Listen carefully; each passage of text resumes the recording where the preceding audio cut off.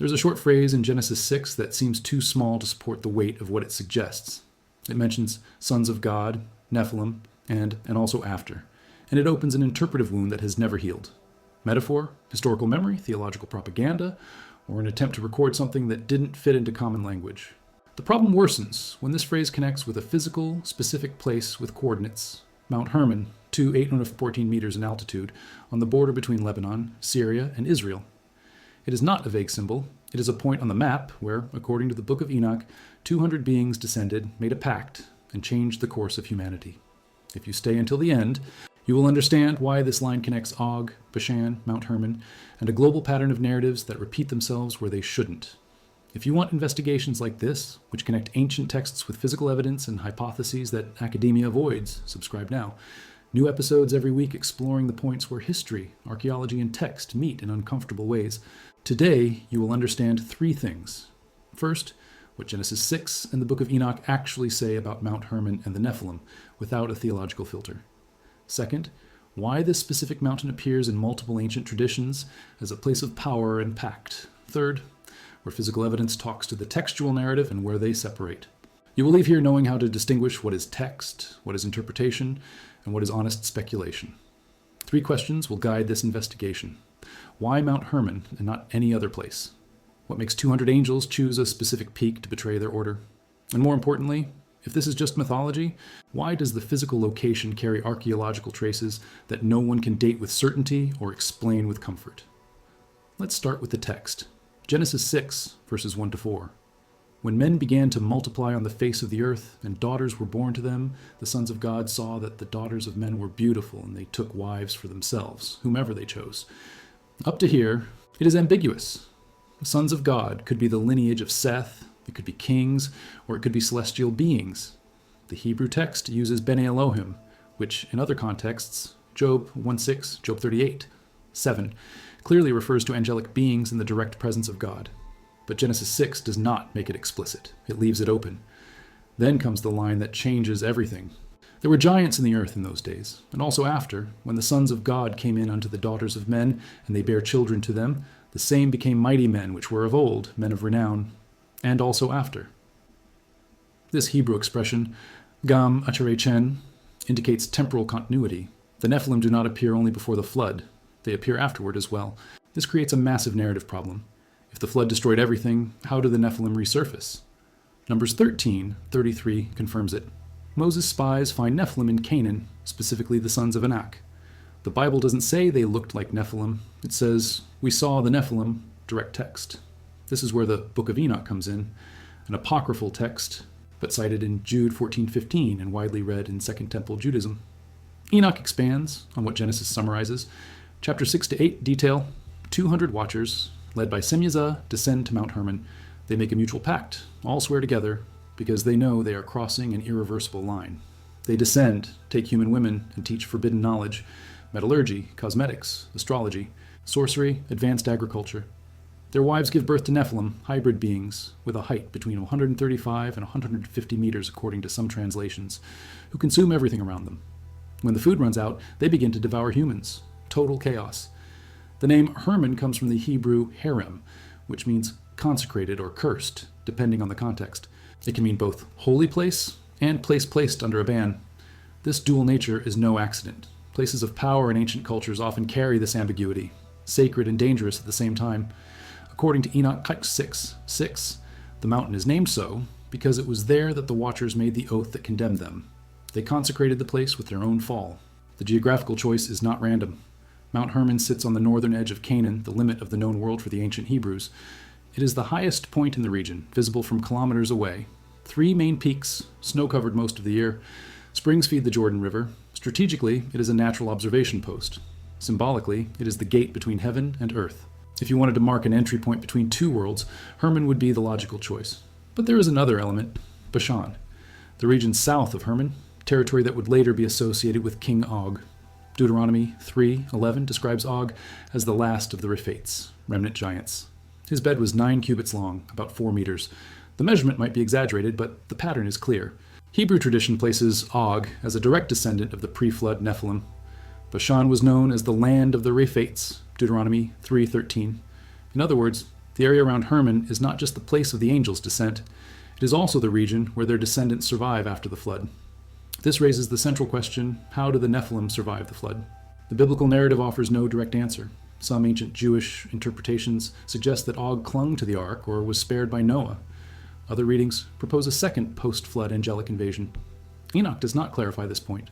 Josephus, a first-century Jewish historian, mentions that the sons of the angels existed in Canaan at the time of the Israelite conquest, but he does not explain the continuity. The narrative gap remains. Orthodox archaeology treats Hermon as an ancient religious center, without controversy.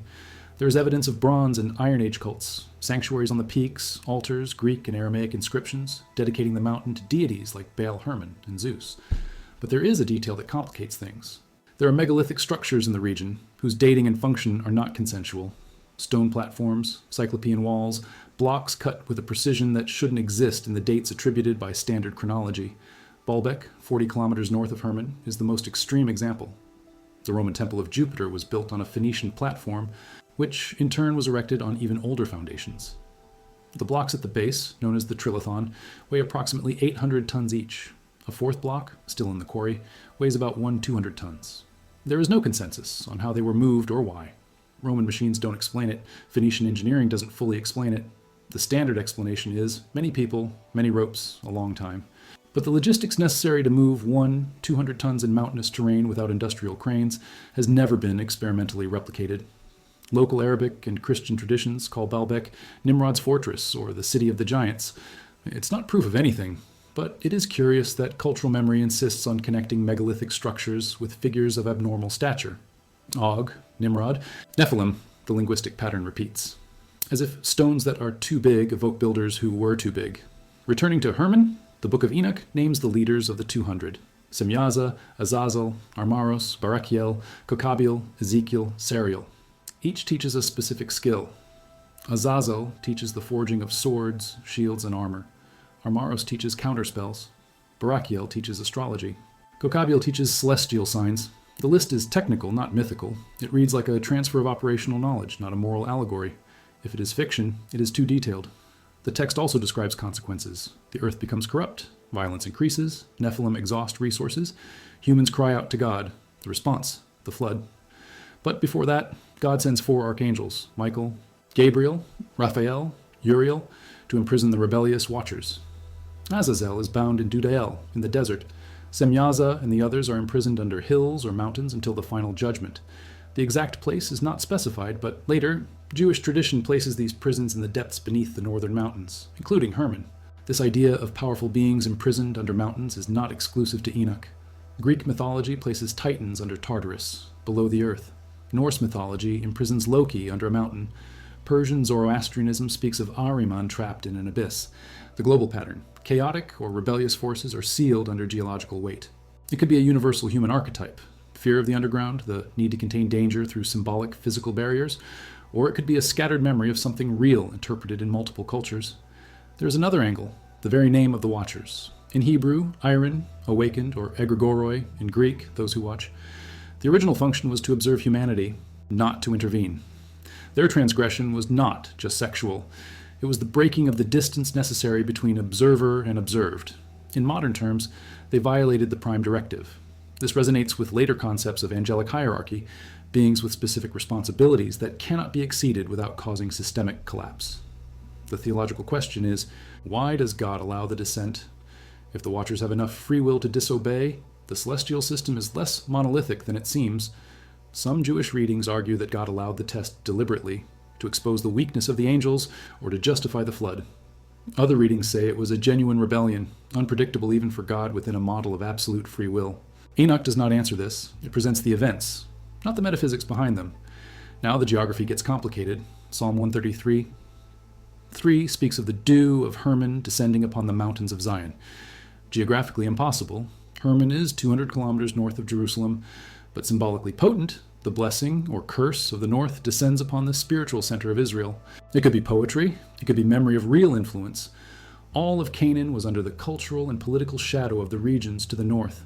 Phoenicia, Syria, and eventually Babylon. Hermon represents this permeable border.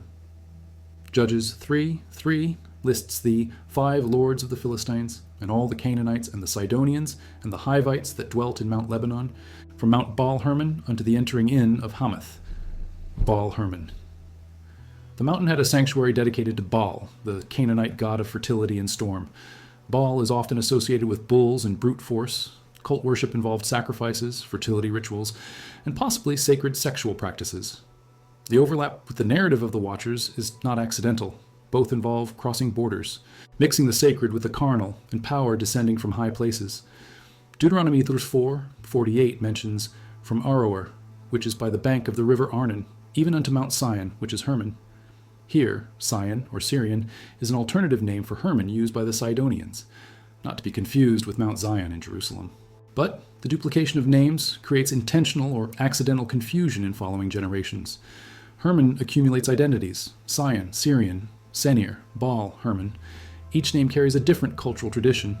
Every culture that passes through there renames the mountain according to its own cosmology. The New Testament adds an interesting layer. The transfiguration of Jesus, the event where he appears radiant, accompanied by Moses and Elijah, traditionally happens on the high mountain mentioned in Matthew 17. Christian tradition places this on Mount Tabor, to the south, but geography favors Hermon. Jesus was in Caesarea Philippi, Matthew 16-13, at the foot of Hermon days before.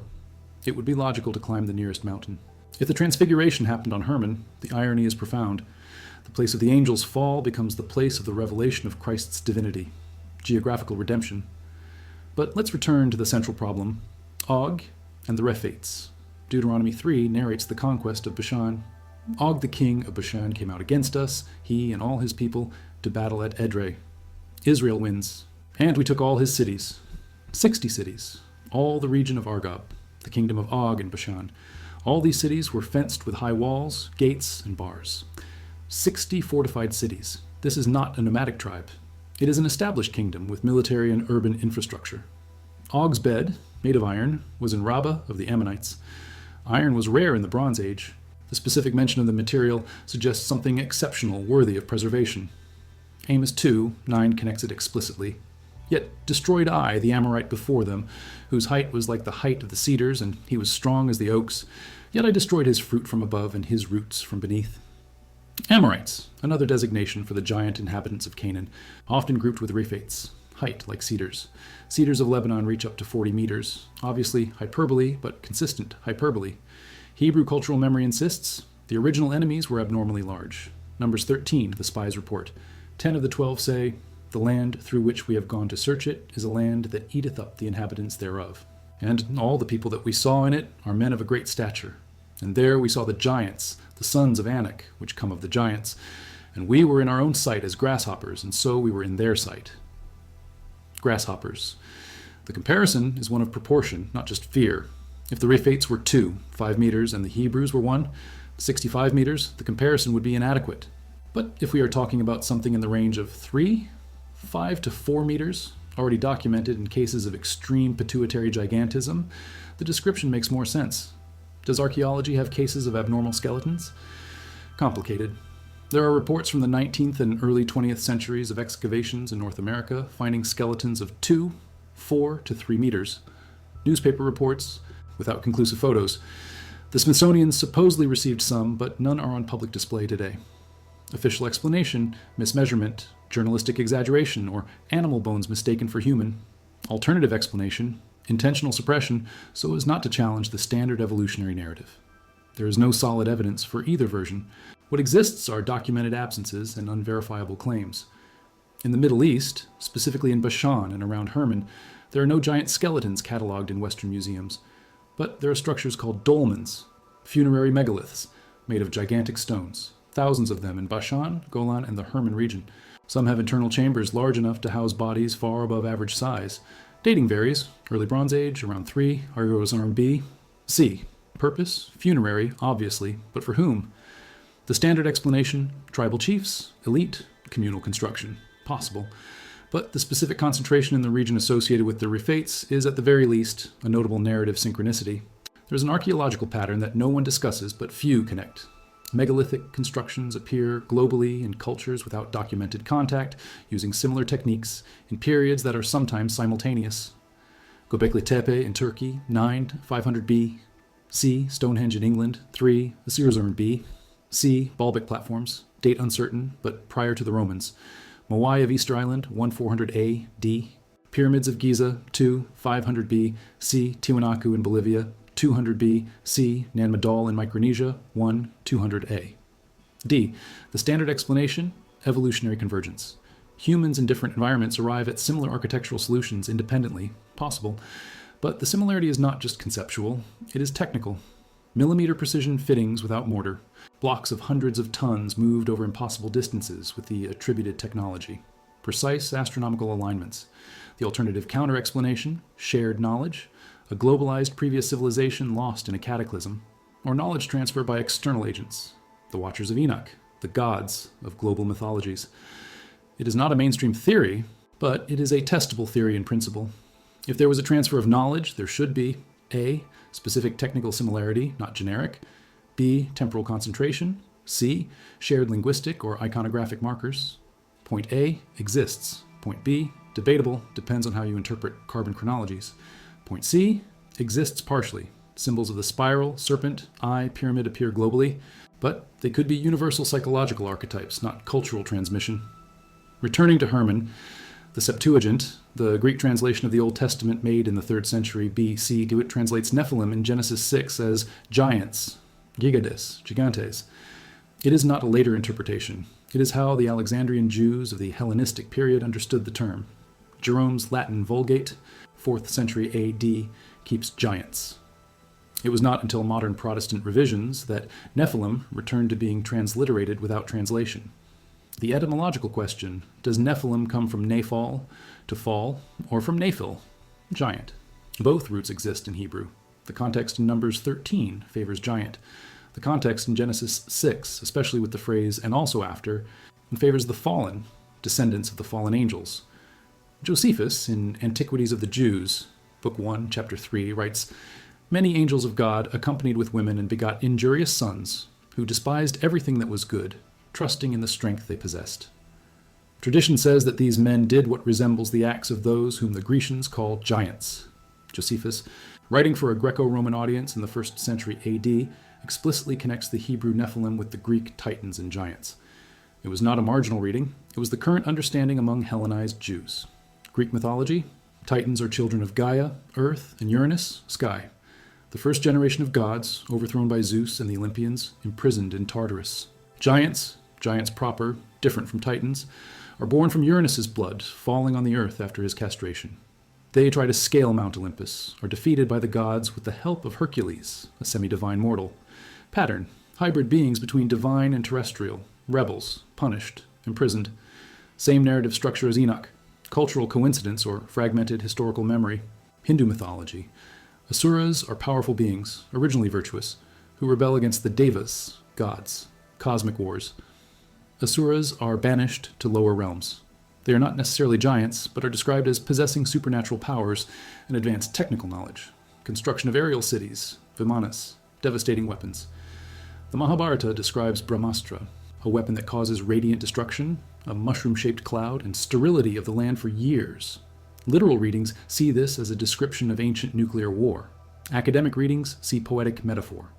There is no direct physical evidence of anomalous radiation at ancient Indian archaeological sites to support a literal reading. Norse mythology. Jotuns, giants, exist from the beginning, in eternal conflict with the Aesir, gods. Ragnarok, the end of the world, involves an army of giants invading Asgard.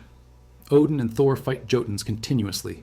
Loki, the trickster god, is actually a Jotun. The border between god and giant is permeable. Same ambiguity as Genesis 6. The sons of God cross the border, become something else. Sumerian mythology. Anunnaki descend from heaven to earth. They create humans as a labor force by mixing their blood with clay. Some Anunnaki revolt, led by Enlil or Enki, depending on the version. A flood is sent to destroy humanity, but Ziusudra, the Sumerian equivalent of Noah, is warned and builds an ark. Parallels with Genesis are undeniable. Academic question, does Genesis derive from Sumerian, Babylonian sources, Enuma Elish, Epic of Gilgamesh, or do both derive from a common historical event? Academic consensus favors literary derivation, but derivation doesn't explain why similar narratives appear in cultures with no contact with Mesopotamia.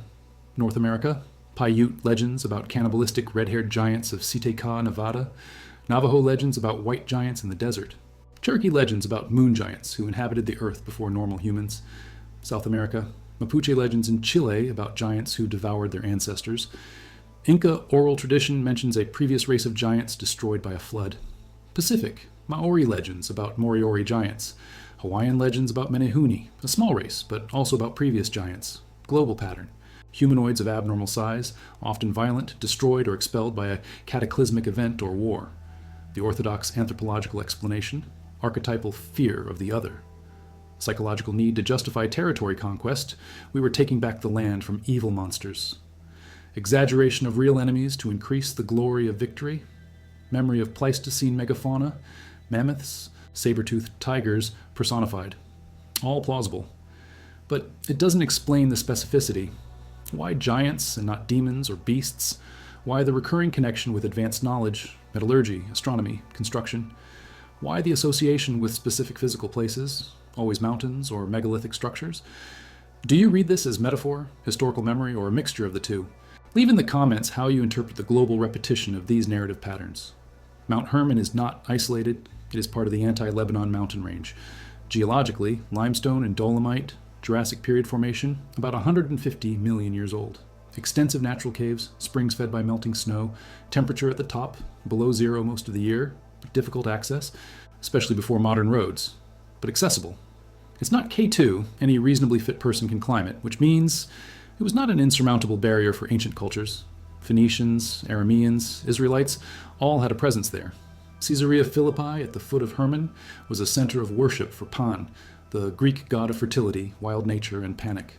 A natural grotto, a spring gushing from the rock, identified by the Greeks as an entrance to the underworld. Jesus takes his disciples exactly there, Matthew 16, and asks, "Who do men say that I, the Son of Man, am?" Peter answers, "Thou art the Christ, the Son of the living God." Jesus replies, "Upon this rock I will build my church, and the gates of hell shall not prevail against it." Geographical context. Gates of hell is not a vague metaphor. It is a literal reference to the grotto of Pan, identified locally as a portal to Hades. Jesus is claiming authority over the symbolic territory of chthonic chaos. If Hermon is the place of the fall of angels, Caesarea Philippi is the gate. Jesus plants a theological flag. There are structures on Hermon that complicate simple narratives. Qasr Antar. For example, a Roman temple dedicated to Baal, Zeus, Hermon, built in the 1st or 2nd century AD. But the foundations are older, limestone blocks cut with precision, fittings without mortar. Some blocks have tool marks that do not correspond to known Roman or Greek techniques. I'm not saying aliens. I'm saying there is no consensus on the dating of the oldest layers. Carbon-14 doesn't work on stone. You need organic material. If there's no associated charcoal, bone, or wood, dating becomes an assumption based on architectural style. Style can be copied, revived, or misinterpreted. Ruins of Nimrod Fortress, at the western foot of Hermon, a Muslim fortress from the 13th century, built over Crusader foundations, which in turn used blocks from earlier structures. Archaeologists found stones with reused Phoenician inscriptions. Layers. Each occupation recycles the previous one. Impossible to separate for certain what is original. But there is a detail. Irregular polygonal blocks fitted perfectly, without mortar, at the base of the structure. This type of construction, polygonal fitting, appears in Cusco, Peru, Sacsayhuaman, Peru, Delphi, Greece, Mycenae, Greece, and yes, in parts of obscure foundations in the Levant. Explanation, a useful technique for seismic terrain developed independently. Counter-explanation, a technical signature of shared knowledge. Dolmen Field on the Golan Heights, south of Hermon. More than 5. Zeros or Zedar megalithic structures. Most have small chambers, consistent with normal Bronze Age burials. But there are exceptions. Rujam el-Hiri, known as Gilgal Rephaim, Wheel of the Giants in Hebrew. A circular stone structure, 5 concentric rings, 160 meters in diameter. In the center, a tomb covered by a stone pyramid, dating by associated pottery, early Bronze Age, about 3 flowers is honored B. C. Purpose, unknown. Astronomical observatory, possible, aligns with the summer solstice. Cult center, probable. Giant tomb. The central chamber is larger than average, but not absurdly so. But the local name, preserved through millennia, connects it with the Rifates, cultural memory. The Book of Jubilees, another Jewish apocryphal text, dated to about 160 to 150 B.C., expands on Enoch's chronology. Chapter 5 narrates that the Watchers descended in the year 1, and Zor from Adam. Their Nephilim sons caused violence. God sends the flood in the year 1, 656. But Mastema, prince of demons, asks God for permission so that 10% of the spirits of the Nephilim remain on earth after the flood to test humanity. God allows it. Thus, according to Jubilees, even after the physical death of the Nephilim, their souls, spirits, remain as terrestrial demons. This would explain the continued presence of post-flood giants. They are not new hybrid physical bodies, but demonic possession or spiritual manifestation of the original Nephilim, theologically coherent within an apocalyptic Jewish worldview. Biblically, not confirmed. Genesis does not mention this. The Testament of the 12 Patriarchs, another apocryphon from the 2nd century BC, Testament of Naphtali 3:5 mentions, the Watchers change the order of nature, generating giants. The focus is not just on physical size, but on changing the natural order. Suggestion, genetic manipulation, a modern back-projected reading. The ancient text probably means the forbidden crossing of ontological categories. An angel with a human violates the created order. But if someone wanted to find an ancient text that allows for an interpretation of genetic engineering, this would serve. The Book of Giants, found among the Dead Sea Scrolls at Qumran, fragmentary, but preserves the names of Nephilim, Ohia and Hahia, sons of the Watcher, Semyaza.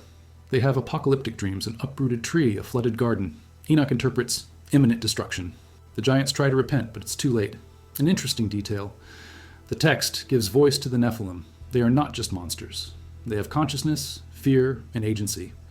One of them, Maweh, flies through the air to consult Enoch. Flies through the air, using wings, technology, metaphor. The text does not clarify, but the image persists. Nephilim associated with aerial movement.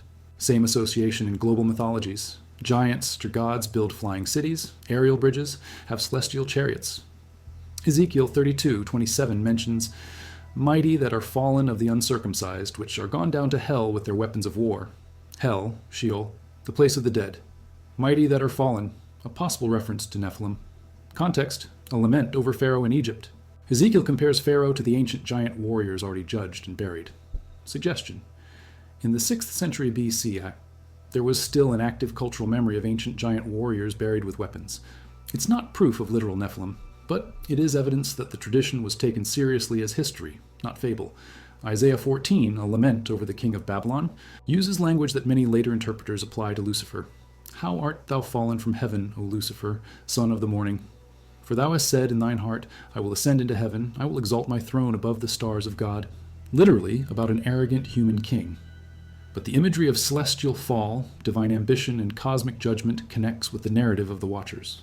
The early and medieval church read Isaiah 14 and Ezekiel 28 on the king of Tyre as allegorical descriptions of Satan's fall. Enoch provides a narrative context that makes these connections seem less allegorical and more historical. Second Epistle of Peter 2:4-5. For if God spared not the angels that sinned, but cast them down to hell, and delivered them into chains of darkness, to be reserved unto judgment, and spared not the old world, but saved Noah, bringing in the flood upon the world of the ungodly. Clearly, Peter connects fallen angels with the flood. He does not mention Nephilim explicitly, but the narrative structure is Enochian. Jude 6, and the angels which kept not their first estate, but left their own habitation, he hath reserved in everlasting chains under darkness unto the judgment of the great day. Again, Enoch. Jude 14:15 cites Enoch by name. And Enoch also, the 7th from Adam, prophesied of these. Behold, the Lord cometh with 10,000s of his saints, to execute judgment upon all. A direct quote from Enoch 1:9. This means, in the 1st century AD, the authors of the New Testament treated Enoch as an authoritative text. It was not canonized by the later church, but it was canonical for early Jews and Christians. The decision to exclude Enoch from the canon was political and theological. The Council of Laodicea in the 4th century officially rejected it. The Ethiopian church keeps Enoch as scripture to this day. The difference in canon is not trivia. It changes how you read Genesis 6. With Enoch, Genesis 6 is a prologue to cosmic rebellion. Without Enoch, Genesis 6 is an obscure footnote. The rabbinic tradition had a similar debate. Some rabbis, like Simeon ben Yochai, 2nd century AD, rejected a literal reading of sons of God as angels, saying that angels do not have bodies. Therefore, they cannot have sexual relations. They preferred an interpretation of sons of God as the lineage of Seth, descendants of Adam's son who called on the name of God. This reading solves a theological problem. Angels do not sin sexually, but it creates a textual problem. Why would marriage between human lineages generate Nephilim giants? Human genetics does not produce 4-meter hybrids. Unless Nephilim is a social title or a metaphor for tyranny, not a literal term. Returning to Og, his destruction is narrated in detail. Deuteronomy 3, 4-6. And we took all his cities at that time, 60 cities, all fenced with high walls, gates, and bars. Beside unwalled towns a great many. And we utterly destroyed them, as we did unto Sihon, king of Heshbon, utterly destroying the men, women, and children of every city. Complete genocide, theological justification. Canaan was corrupt and needed to be cleansed. But there is another layer. If Og and the Rifates were descendants of Nephilim, the destruction is not just war. It is a continuation of the cleansing that the flood began. Israel completes what the flood did not finish. Later rabbinic perspective. Joshua and Israel had a divine mandate to exterminate the genetic residues of the angelic rebellion. This reading has horrific moral consequences if applied modernly. But within an ancient worldview, it made sense. I'm not defending it, I'm mapping internal logic. If you believe certain lineages carry irreversible spiritual genetic corruption, extermination becomes a medical action, not genocide. Dangerous, but consistent with the texts. Joshua 12:4 lists Og among the defeated kings, and the coast of Og, king of Bashan, which was of the remnant of the giants that dwelt at Ashtaroth and at Edrei. Ashtaroth, a city dedicated to the goddess Astarte, the Canaanite equivalent of Babylonian Ishtar, goddess of love and war. Edrei, a military capital. Bashan was not a primitive tribal territory. It was an organized kingdom with urban centers, established worship, and a professional army. Archaeology confirms Tel Ashtara, modern Ashtaroth, shows continuous occupation since the Bronze Age. Cyclopean walls, cut basalt blocks, some weighing several tons. Construction technique, irregular stones fitted without mortar. It works, it lasts millennia. But it requires substantial brute force to put into place. The technology for moving stone in the late Bronze Age is not a total mystery. Ropes, wooden sleds, rollers, ramps, levers, and a lot of labor. The Egyptians documented the process. The unfinished obelisk of Aswan, 200 tons, still stuck in the quarry, shows cutting methods. Wet wooden wedges to crack granite, dolerite beaters to carve. It works, but it is slow. It would take years. And Aswan is soft granite compared to hard limestone or basalt. Baalbek, blocks of 800 tons, moved 40 kilometers from the quarry to the site, then raised 7 meters above the ground. There is no record of how. Romans had cranes, but not on this scale. The largest documented capacity of a Roman crane, about 100 tons. To move 800 tons, you would need a system that no one has described. Alternative, the blocks were not moved. They were molded in place. Geopolymer, ancient concrete made from crushed limestone, clay, water, and alkaline reagents. A theory proposed by Joseph Davidovits, a French chemist in the 1970s. It explains perfectly fitted blocks. You mold them in situ, you don't transport them.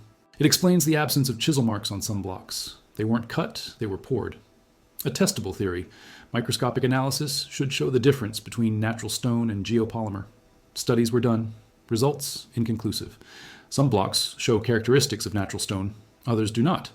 The debate continues. If Nephilim existed physically, where are the bones? A fair question. Counterarguments. 1. Bones of abnormal size may have been interpreted as belonging to prehistoric animals. Until the 18th century, fossils of megafauna were called giant bones. 2. Skeletons buried 4 Sarno-Malorn years ago in a humid climate rarely preserve. Bones dissolve. 3. If there was a deliberate effort to erase evidence for theological or political reasons, nothing is left. But absence of evidence is not evidence of absence. It is also not proof of presence. It is a void, a frustrating void. There is an intriguing case, Maximin Thrax, a Roman emperor, 3rd century AD. The historian Herodian describes, it was said that he was more than 4 meters tall. Exaggeration? Possible. But a skeleton supposedly of Maximin, exhumed in the 18th century, measured about 5 meters. Modernly documented pituitary gigantism. Robert Wadlow, who died in 1940, was 72 meters tall, the human biological limit without medical intervention. About 7 to 2, 8 meters before the cardiovascular system collapses. An Og with a height of 4 meters would require a different physiology, a larger heart, denser bones, an altered metabolism. A hybrid angel-human, if literal, would have a different biology, pure speculation. But speculation that follows an internal logic. So, in summary, we have the text, Genesis 6, Numbers 13, Deuteronomy 3, Enoch. We have tradition, Jewish, Christian, Islamic. The Quran mentions Nephilim indirectly in Surah 769, a reference to the people of Ad, giants who were destroyed. We have the place, Mount Hermon, Bashan, megalithic structures. We have the global pattern, narratives of giants and cultures without contact. We have the absence, no skeleton catalogued in a mainstream museum. How do we connect them? Scenario A, literal. Angels materialized bodies, crossed with humans and generated biological hybrids. The flood killed the majority. Some survived, Og, Anakim. Israel exterminated the last of them. Their souls remained as demons. Megalithic structures are a legacy of the knowledge that the Watchers transmitted. Problem, absence of direct physical evidence. Theological problem, do angels have enough free will for this? Biological problem, hybridization between distant species is genetically unfeasible. Counter-argument, if one of the parents is supernatural, normal genetic rules do not apply. Scenario B, allegorical. The sons of God were the lineage of Seth, the daughters of men were the lineage of Cain. Mixed marriage corrupted the pious lineage. Nephilim means tyrants or valiant, not literally giants. Megalithic structures are impressive, but explainable by persistent human engineering. The global pattern of giant narratives is a psychological archetype. Enoch is apocalyptic fiction, not history. Problem, does not explain and also after, or the presence of post-flood Nephilim in Numbers 13. Does not explain why the Septuagint translated it as giants. Does not explain Og in his iron bed. Allegorical reading ignores specific textual details. Scenario C, distorted memory. A real historical event. The invasion of an ethnic group of above-average stature with superior technology coming from the north, the Hermon region. Ancient Hebrews, finding megalithic ruins and hearing local legends, connected them with their own theological traditions. Sons of God originally meant kings or elite warriors. Over time, the narrative gained supernatural layers. Enoch is a late expansion, 2nd century BC, trying to explain evil in the world and justify the flood. Megalithic structures are pre-Israelite, built by Canaanites, not Amorites, using lost but not impossible techniques. Problem? Does not explain the global similarity of narratives. Does not explain why biblical texts insist on Nephilim continuity before and after the flood. Reduces everything to human error, but human error is rarely so consistent. Scenario D, hybrid. A historical core, a group of genetically atypical humans, hereditary gigantism, not so rare in endogamous populations, dominated the Bashan region in the Bronze Age. They built impressive structures. They practiced cults on Mount Hermon. The Israelites faced them, defeated them, and recorded it. But the narrative was theologically interpreted. These giants were not just large humans, they were descendants of a cosmic rebellion. Enoch provided a mythological backstory. Physical truth, real giants, real structures. Theological truth, rebellion against God, plus literary elaboration, 200 angels, specific names, forbidden knowledge, structure the text we have. This scenario accommodates more data. It requires neither total skepticism nor extreme literalism. It allows Genesis 6 to be a theologically interpreted historical memory. Which scenario is true? I don't know. I don't have a time machine. I don't have Audrey's DNA. What I have? Texts that have been taken seriously for millennia, physical places that still exist, patterns that repeat, and the absence of an explanation that closes all the questions. Science works by filling in gaps. Mythology works by naming mysteries. Sometimes, what remains is an honest mystery. Mount Hermon today, a disputed territory. The southern summit has been controlled by Israel since 1967. The northern and central summits by Syria and Lebanon. A UN base monitors the ceasefire. Israeli skiers go up in winter. Lebanese tourists visit in summer. Local Druze consider the mountain sacred and have a sanctuary on the southern peak. They don't call it Hermon. They call it Jabal al-Sheikh, the mountain of the chief. Cultural memory persists under new names. In 2018, Israeli archaeologists announced a discovery at Tel Bet Yera, south of the Sea of Galilee, 80 kilometers from Hermon, a fortified city from the early Bronze Age, about 5 Aduwarumsauern years ago, a stone wall 8 meters thick, a city with 20 hectares, an estimated population of 4 dollars to 5 Thidul people, gigantic for the time. Pottery found connects it with northern Syria. In other words, a mass migration of a population from the north, Hermon region, to the south, Galilee, at the beginning of the Bronze Age. Who were they? Amorites? Rifates? The biblical text does not mention Tel Bet Yera specifically, but the migration pattern is consistent with narratives of giants from the north descending to Canaan. Another discovery, 2019, excavation at Gath, the land of the Philistines, the hometown of Goliath. Archaeologists find a destruction layer from the 9th century BC, consistent with a conquest by Hazael, the Aramean king. But they also find human bones. Preliminary analysis, some individuals with a stature over 2 meters. Not extraordinary, but unusual. Gath was known as a city of Anakim, descendants of Anak, the same Nephilim of Numbers 13. Goliath, according to 1 Samuel 17:4, was 6 cubits and a span, about 2. 9 meters. Exaggeration? Probably. But a city associated with giants has remains of tall people.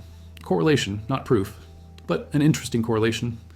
The Book of Jasher, another apocryphon mentioned in Joshua 10:13 and 2 Samuel during 1:18, expands on the story of Og. According to Jasher, Og was the son of Ahijah, grandson of Semiaza, leader of the Watchers. Og survived the flood by clinging to the ark. Noah allowed it, but Og swore to serve Noah's descendants as a slave. An obvious mythological addition, but it preserves the tradition. Og connected directly to the original Nephilim, not just to post-flood Rifates. Pirkei de Rabbi Eliezer, a rabbinic text from the 8th century AD, states that Og was in love with Sarah, Abraham's wife, and hoped that Abraham would die in the War of the Kings, Genesis 14, so he could take her. Og was the one who warned Abraham about Lot's kidnapping, hoping that Abraham would be killed in the rescue. It backfired. Abraham won, and Og remained stuck in the role of a servant. Centuries later, Moses confronts Og in battle. Og pulls up a mountain to throw over the Israeli camp.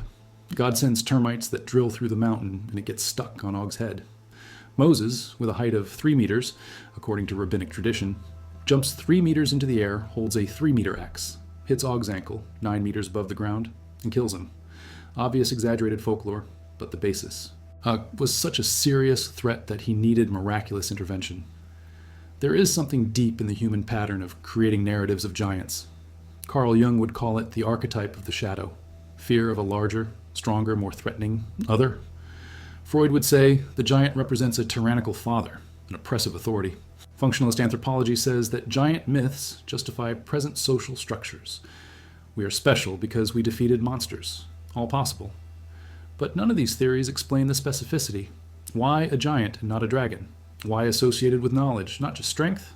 Why connected to physical places with megalithic structures? If Nephilim were real in some way, what would the consequence be? Theologically, it confirms that evil in the world is not just a human failure. There's a cosmic dimension. Historically, an advanced pre-flood civilization existed and was erased. Scientifically, human biology may have varied more than we think, or there was contact with non-human intelligence. These 3 domains, theology, history, science, usually do not talk. Nephilim forces the conversation uncomfortable, useful. If Nephilim were a metaphor, what would the consequence be? Theologically, Genesis 6 is about moral corruption, not biology. Historically, ancient Hebrews were like all ancient peoples and created origin myths. Scientifically, nothing changes. Humans have always been humans, comfortable, less interesting. The truth probably lies in the uncomfortable middle. Something happened: invasion, migration, cultural contact, a dynasty of physically atypical rulers. It was interpreted theologically because that is how ancient humans processed reality. The text preserves the memory, but the memory is filtered by a worldview. Distinguishing the filter from the fact is a continuous archaeological and textual work. No one has the final answer.